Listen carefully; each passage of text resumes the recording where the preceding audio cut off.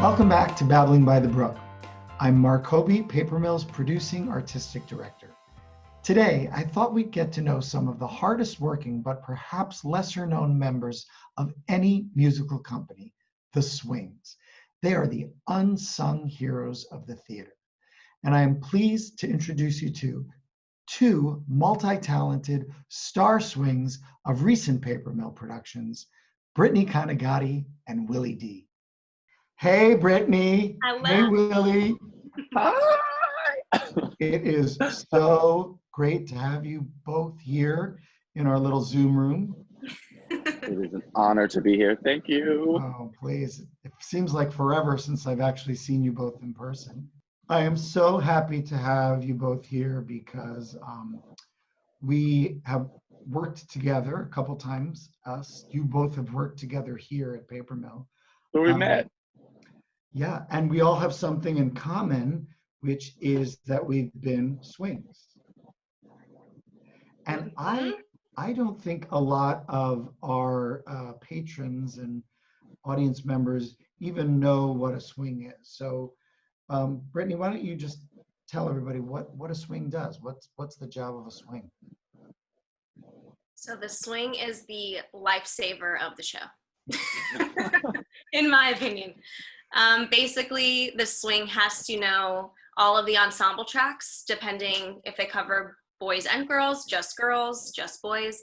Luckily, Equity has now put in place a cap on that, which is lovely, because in swing job, there was no cap. And I covered 22 different tracks, which is insane because I had to cover kids and adults, boys and girls. But basically our job is if someone happens to get injured, get sick, go out mid-show, it is our job to step into that track fully and basically try and do it with no mishaps. Right. Close enough.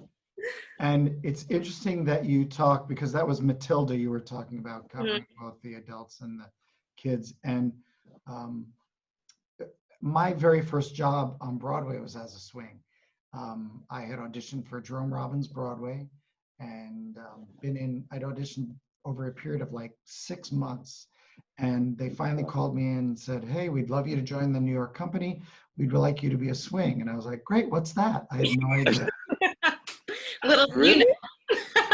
No clue. And they said, oh, you'll cover all the ensemble parts, all the men. And I was like, oh, that sounds fun.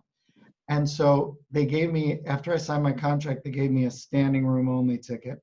And I went to the Imperial Theater and watched the show and realized I was going to be covering 23 men. As I watched the show, I started to freak out. I couldn't even enjoy it, thinking, how am I ever going to learn all that stuff? So that was my introduction to swingdom. Willie, how did you get introduced to being a swing? Well, actually, Paper Mill was my first swing job. I'd done the Hairspray tour right out of college. I'd been auditioning during college. I got the job right out of college. And I did that for like 6 months and then did it at Gateway Playhouse. And that was the first time I'd done like someone else's version of it. So when the Paper Mill Playhouse came around, of course I was excited. I didn't have an agent, I didn't have anything. And so I got my invite from Matt Lenz. I remember going through the process and being there and like everyone on Broadway was auditioning for this show. Like I was like, there's no way, no one here knows who I am. And I remember I got the call and I was so excited. And then they were like, and you're gonna be a swing. And I said, what? I was like, okay. And I called my agent, I was like, do I do this? And she was like, this is Paper Mill, you are doing this. But it was cool because I had already done the show, so I wasn't as nervous because I knew it. But it was the challenge of sitting in rehearsal and like watching different tracks and having to work so hard on them and like maybe not ever doing it. That was a game changer for me in the best way. So let's back up a little bit. So that was Hairspray, which is the show that you two met, right? Yeah. Here at Hairspray. Same swing. Right. Same swing. But Brittany, you had worked here once before in High School Musical. As right? a baby. I'm just kidding. 17, but still, I was a baby. A baby. She came and auditioned. Did you audition on stage at Paper Mill? Was it that at that? No, I went to the open call in Manhattan, And I really have still no idea how I got into the show. Because you were good. Thanks, You were Mark. good. But I think my song, Willie, was All That Jazz, because that's the only song I knew from a group voice lesson in high school. Yes. And they were like, do you have anything else? I was like, no. That's the only song I know. But what was funny about that is you were in high school. Yeah. Literally. I was a senior in high school. She was going to high school and doing High School Musical. I found out in my forensics science class that I booked the job. You're kidding. So then you came back, both of you, to us in Hairspray, and had you been a swing before? No. Brittany? Nope. So you had never swung before either. No. And neither had you, Willie, and No. neither had I when I got into Jerome Robbins, this show right here, on Broadway. That was my Broadway debut. Wow. And the thing that's interesting about it, or challenging about it, is no one ever taught me how to be a swing. No one told me what to do. Right. Was that your experience too? Yeah, I feel like we kind of figured it out together. Willie, I, and Anthony, who was the other swing. I feel like we each had our individualized way of learning the show, and then we sort of just piggybacked on different ideas that the other person had to try and figure out what worked best for us. Because Willie, you also were on stage, so you were back and forth constantly. Someone, who was it? I think that track had another job, and then, so he had to come in a week late in rehearsal. So it was I remember all of us, the three swings, we all covered different parts. I covered all the Black people, Brittany covered all the women, Anthony covered all the white men. So we didn't really even get to work together, learn things, but we were so supportive and do you need this copy? Do you need me to color this for you? It was I've never been a part of a group of people who were in game changers, lifesavers like that. That was a really cool part of it being the first time. And I mean, I know how I did it, but I want to hear how you both approached being a swing, because it's overwhelming to raise a big company, right? Yes. And to sit, you learn the music. Everybody sort of learns music together at the beginning of the process. But then as a swing, you're responsible not only for the part you typically sing, but you have to learn the other vocal tracks too, right? Right. Yes. And especially with the girls, there was only 4 girls in the ensemble, so each of them had a harmony part. So no one really was singing the same thing ever, which for me, dancer first, who does not still read music, it's so difficult because I could hear all the parts, but I could only learn them audibly. I obviously could follow the notes on the page, but it's not I knew what they meant anyway.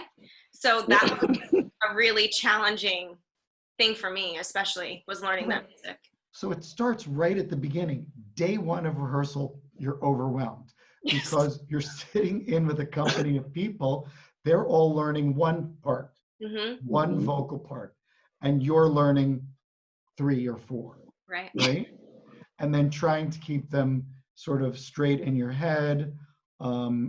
And then we go into dance rehearsal and they start staging things, right? Oh. And overwhelming again, right? I always felt like a deer in headlights. Just the second you thought you caught up, you were lost again.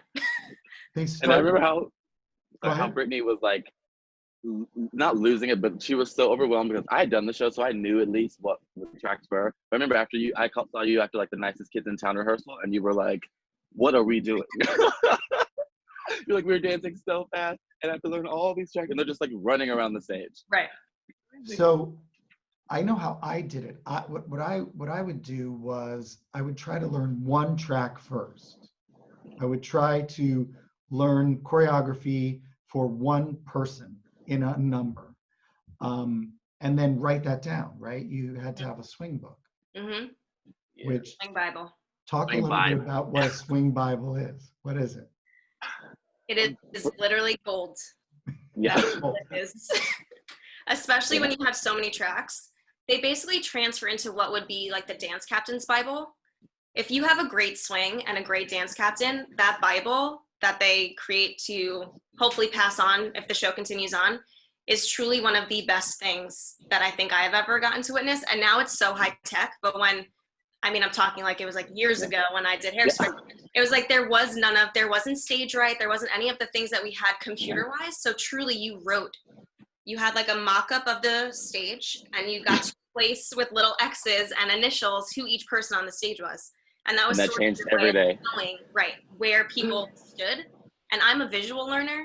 So thank God at the time you could ask permission to like film certain things from the balcony or in the back of the theater or from the back of the rehearsal room, because I would go home and then just study it for hours. And that's really how even still now, being a vacation swing for Mean Girls, that's primarily how I learned majority of the show, was from videoing either myself in the rehearsal room or the dance captain, or going behind and getting it like from the wings when they were in practices and rehearsals and stuff.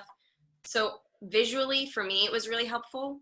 And I write every single thing down. So I have note cards of each track that I've basically ever covered. And it has choreography from the time the curtain is down, opens up, all the way to the end of the show. And I literally just carry that little note card with, that's like, I end up laminating it once everything is set. And then I just carry that with me backstage for the entire show. Even if I've done the track 50 times, I still think that I'm going to mess up somewhere. So to check in on that. So I'm a big writer down, visually looking at the videos and like going back that way. Is that how you do it? How do you do it? Really? I learned from her. But I'm like you, Mark, where I'm so visual, but I can like get overwhelmed very easily, even though I know that I can meet the job. So I like to watch one person at a time.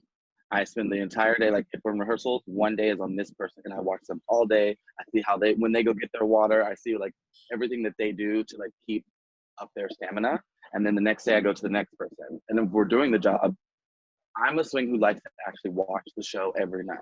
For me, it also makes the time go by faster, but it's also the comfort of knowing people's show changes and things start to move a little different, you know what I mean? And people start to understand things more. And so for me, watching it every night and still picking that one person, when I step into the track, I'm like Brittany, I have my cards. I literally look at it no matter how many times. It could be a 2-show day and I'll still the second show, like just read it for comfort. But I have that little cheat sheet that has when to get dressed, when not to get dressed. For me, the goal is for no one to realize that I'm on stage, whether it's any different. Absolutely. That's a good show for me. First of all, we are all on the same page. Now, I'm a generation before you, before there were even computers, but it was the same thing. We would have a schematic of the stage, and I used to have color-coded pencils. Yes. Right? And you draw little X's of initials and arrows. Right. They go downstage of this person, upstage of that, they meet, all of that. And then I had little recipe cards with each person's, like I would be Willie D in New Kids in Town. And I'd pull out that recipe card and that would tell me everything I needed to know. And that's how I had to assemble the show. But yeah, my goal was at the end of the show, if someone would say to me, "Oh, are you on today?" And I was like, success. Yeah. Yes. They didn't even know. But yeah, and for me, I would learning one track, then I would realize when I learned the second track, oh yeah, I partner with Brittany there, and then I cross and I have this bit with Willie. So I learned that when I was doing that track. So the puzzle pieces start to come together. But it's not like an understudy who has to learn one role. No. You have to learn many, many, many roles. And I have to say, you guys are both incredibly successful. I've seen you in action here and I've seen you go on. Not everybody has the mind to be a swing. No. Although I do think everyone should have to do it at some point. Yes. That's what I tell people all the time. Very important. Even in like just studies, like college studies or whatever classes, I think there needs to be a swing class. I agree that. Why do you say that though? Because I have my theory, but why do you say that? I just feel now it's a lot better, but I feel like it's a very underappreciated track. And I say track because I don't like thinking that we're not a part of the company as a person within the show. And I just feel like it is so difficult that even if a swing goes on and by chance they mess it up, because everyone is human, the looks that some people can give you, I just want to be like, you have no idea what it really takes. Like, I wish you could be in my shoes truly for one show. And then I think a lot of people would appreciate their minds. Yeah. I agree. Because for me, learning to be a swing was learning to let go of my ego Because when you learn one track, you're so focused, you want to be the star of your track, you're comfortable. But when you're a swing, you're partnering with someone, different people have different body types, different people have different energy for that day or what they did, and you have to be able to like adapt and do the work and not freak out yourself and not have to, like, you know what I mean? Like everyone's gonna mess up, even when they have their own track, you still mess up 300 shows in. So just imagine like being told 5 minutes before you're going in here. It's like you need to learn how it makes you see the stage, for me, like a football field, like a game. I can now, I learned my tracks, but like at the end of the day, I know everyone's track on stage at some point, because I can't knock into them either. You know what I mean? I always say that too. I think that I made most of my life a career in New York on Broadway as a swing. National tours, I always had a role or a Yeah. slat, but on Broadway, I was a swing. My nickname was King Swing, and I actually That's great. enjoyed it. I Right. think my body's healthier because of it, because you kept changing up what you were doing. If you were in a show for a long time, you weren't doing the same thing over and over. But as a director now, I always try to say, as a company member, it is your job to help the swings and understudies, because you have one track. They have 13, Mhm. and you need to help them learn it, right? It's part of your responsibility to teach the swing and the understudy what you're doing. And then when they go on, to help them. Mhm. If they're on the wrong number, you adjust. Right. Move over, right? Right. You do something different. I've been in Brittany's position too, where you've gone as a swing, you're working so hard, and then you get the fisheye from somebody. And you're like, Honestly, got it, wrong Yeah. spot. But Yeah. if I don't knock somebody over or drop somebody, then that's a Good show. successful show. That's what I say. Right. But for Willie too, I think that, and for what Brittany's saying, I think everybody should be a swing. I think everybody should be an understudy. I think everybody should be the equity deputy on one show. And I think you should also be a stage manager, so you can appreciate what they all do. those Okay. jobs Whoa. are. And it helps you, you know.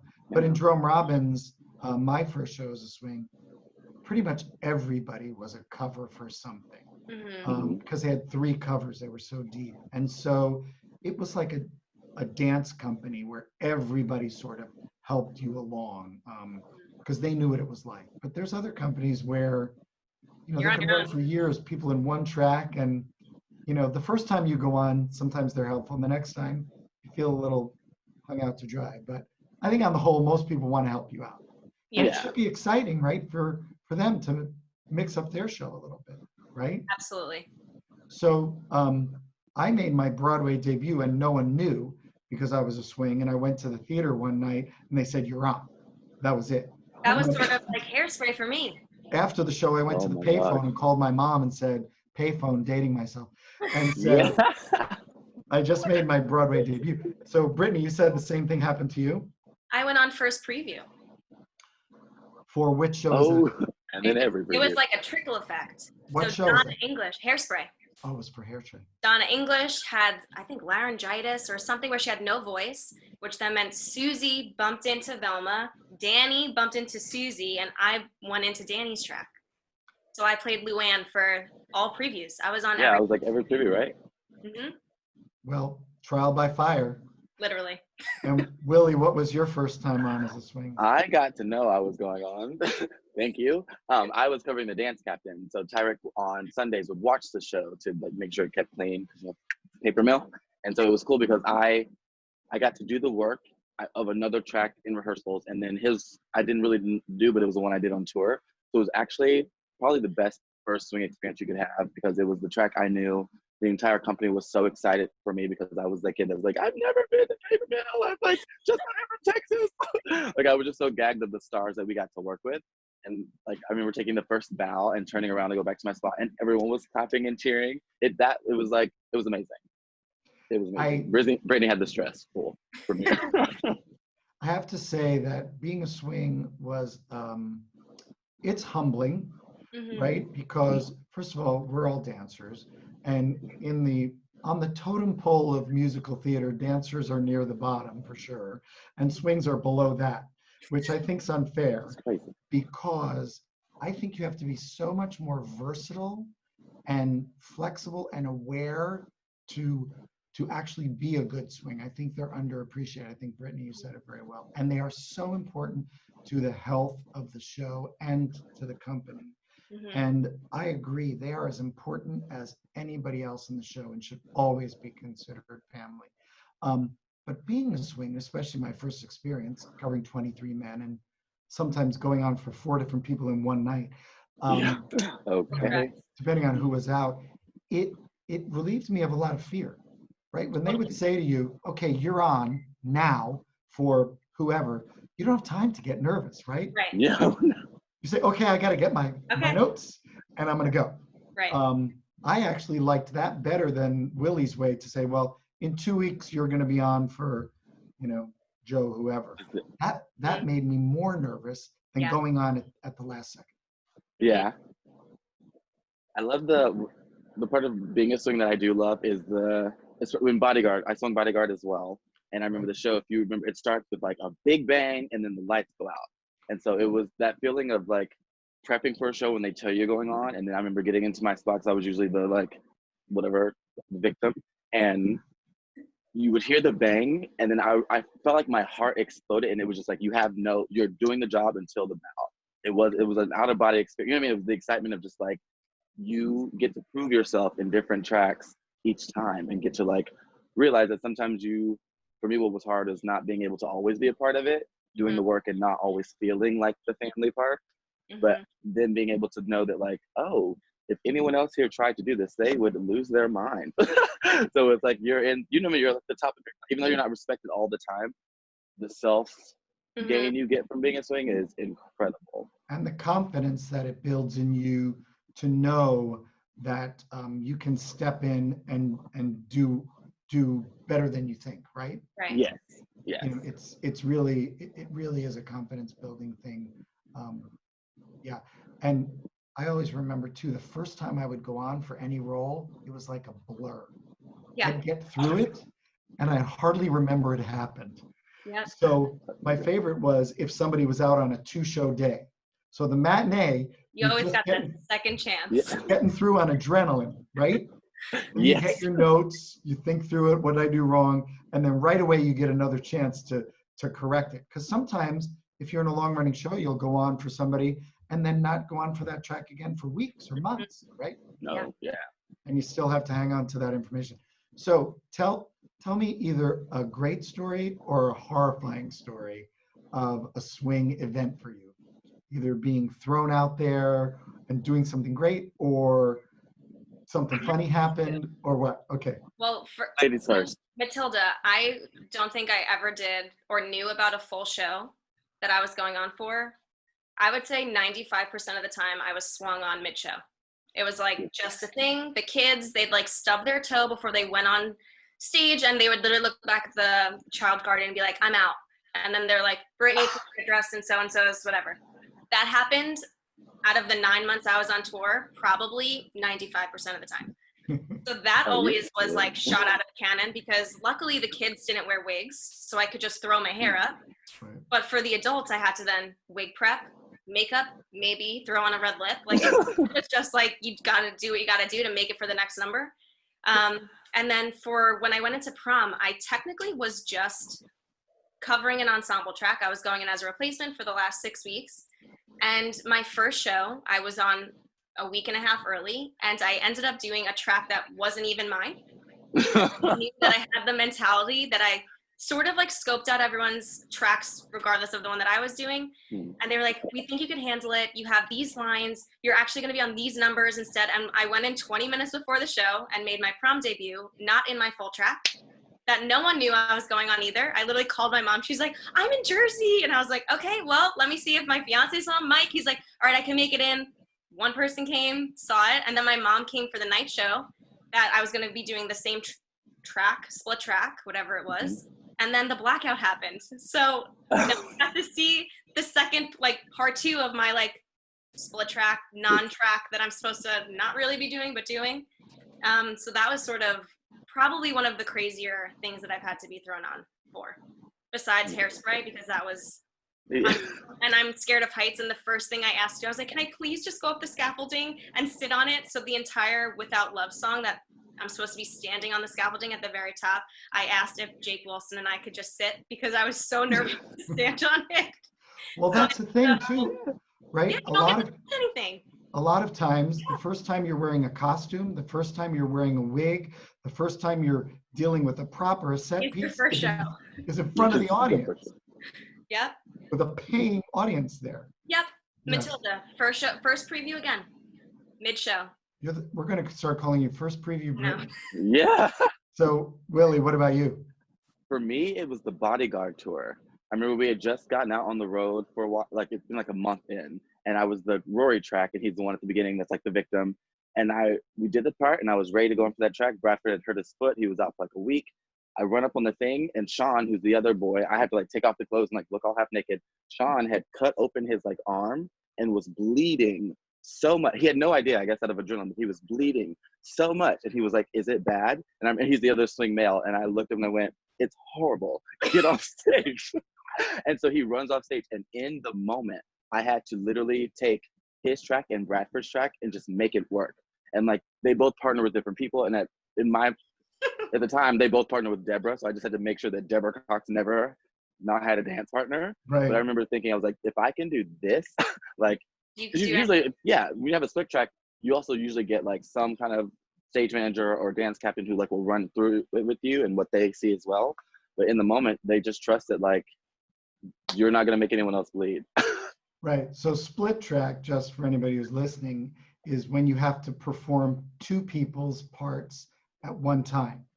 You're doing two jobs at Two once. tracks. And so you were figuring out in the moment what was most important and who to be, make sure that On the Deborah fly. Cox, the leading lady, wasn't Yeah. dropped or At didn't some have point, she passes the microphones. At some point, like, you know what I mean? She's not aware of, like, she's doing a show. She's singing 35,000 Whitney Houston songs. Like, she can't worry about Sean bleeding. So it's like you want to make sure that the show quality doesn't change, but that also the energy on stage doesn't change, because everyone else knows what's going on as well, and they know that it's your job to do it. So you just got to, like, stand up and do it. Close enough, I say. My favorite swing story was from my last show, which I did in New York, which was Victor Victoria with Julie Andrews. And I was the swing and the dance captain. And I left the show. I left. I had some other jobs. And so I'd been gone for about 6 weeks. And the stage manager called me up and said, it was like 4:00 in the afternoon. I was in New Jersey. "What are you doing tonight?" And I said, "Nothing." "Why?" "Well, we have so many men out, we literally can't do the show. Do you think you could come back and do the show?" And I'd been out for like at least 6 weeks, maybe 2 months. And I said, "Well, who's out?" Yeah. This was Bonnie Becker, and she told me the guys who were out, and I said, "I'll come back and do it, but I have no prep time. So if I can pick who I am and which number, because I can remember those without looking at my notes, and I can jump right into it." So I got to the theater at 7:30, just enough time to like Wow. get in clothes and go out. They didn't even tell Julie Andrews that I was on. And it was my favorite thing. In the middle of Le Jazz Hot, which is toward early part of the show, she leans back on the piano and strokes a gentleman's, it was Artie Phillips, his chin as she's singing. And that was the part I was standing in for. And she leaned back and she was singing and she said, "Oh, hello, Mark." And I thought, okay, she didn't even know I was there. Did my job. Everything's good. But yeah, crazy. You are asked to do crazy things with no notice. But it preps you to be a really good dance captain. I will say that. Right. I think that dance captain, we actually should do a whole Babbling by the Brook on dance captains, because that's a whole nother talent about swings need to know. Like Brittany, you need to know all of the women's tracks. Mm-hmm. Willie, you needed to know all the guys' tracks. And sometimes as swings, we have to go on for other genders. Yeah. If there's people out and you need to do something, they'll ask you to go on. Right. Right. But the dance captain needs to know all the women, all the men, all the principals, and be able to have the entire show, not necessarily in your head, but in a book, and be able to teach everything and know, like when Willie said, okay, we have 2 guys out, what's important for the whole run of the show to make sure Deborah gets her mic, that nobody's dropped, that scenery gets moved. That's a crazy job. We'll have to come back and do that.